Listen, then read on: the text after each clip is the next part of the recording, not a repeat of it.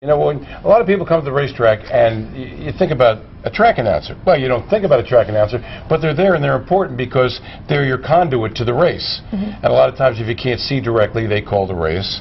And I called at a couple of tracks that are now out of business, just a coincidence, Liberty Bell and Free State. And it's a lot of fun, but the funny thing is about a track announcer is when you call a race, you have to memorize all the horses, the colors of the driver, and then as soon as that race is over, you have to immediately go to the next race and forget everything about what you just called. So it's kind of difficult. And here at Harris-Chester, there's a great young track announcer, and I can't pronounce his name, that's why we say here with the call is James Witherite-Rieg. Now you know why I say, and now the call is James. Now I know that, yes. And he's got a hyphen, which is a funny thing. And then a hyphen thing is usually a married thing with a... Yeah, we got to figure out what the deal is with that. Let's talk to James about that. Here's track announcer at Harris-Chester, James Witherite-Rieg. Let's watch. Graceful art. Graceful art. Cool Ashley. Cool Ashley. James, first of all, we have to get this straight. How do you say your name? I get that question a lot. James Witherite-Rieg. How did you get involved with this sport? My grandfather and his grandfather used to go to Pocono Downs, and he helped me get interested in the sport. I was really fascinated by the mathematical aspect of handicapping, the probability, the odds, all of that. And then whenever I was able to actually get to the racetrack, I found a greater appreciation for the sport itself. And they're off.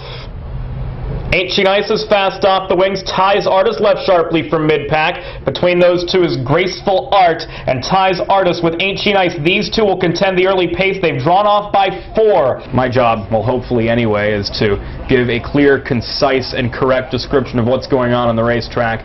And there's so much going on, I'm trying to cram as much detail into the 2 minutes I have so that a person who has a wager on the race can hear everything that's happening without necessarily having to watch the race. Does it take a lot of prep for you to do this? Well, naturally for everybody it's different. Me, my prep work is very elaborate, as anyone who's been in the booth has seen.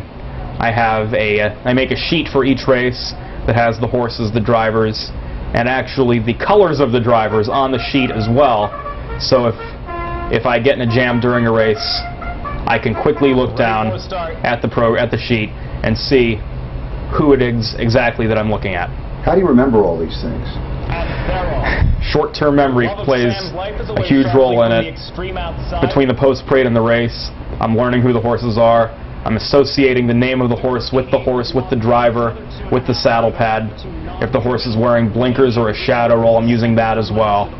And then as soon as the race is over, it's just forget everything and learn the next group. Their single file passed us the first time, and Love of Sam's Life leads a length and a half. Super 88 is out from 3rd. Do you have any other interest besides horse racing? Well, I'm also a jazz musician. That's what I went to school for. I have a degree in music composition from Duquesne out in Pittsburgh.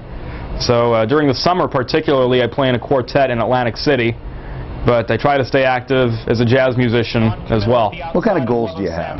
What kind of goals do I have? Well, someday, of course, I'd love to call the Kentucky Derby. But right now, I'm in a great spot here at Chester, and it can only go up from here. So you like thoroughbreds as well? Right. I'd love to eventually call a circuit that involves both thoroughbred and harness racing. Do you like the sport? Love the sport. And Super 88 goes on to win by 2 lengths on the line, non-committal second best, and then Love of Sam's Life, Firm Woody, and Long Life, 152 even. Thanks, James. Whatever your last name is. Did we straighten that all out? Did we okay?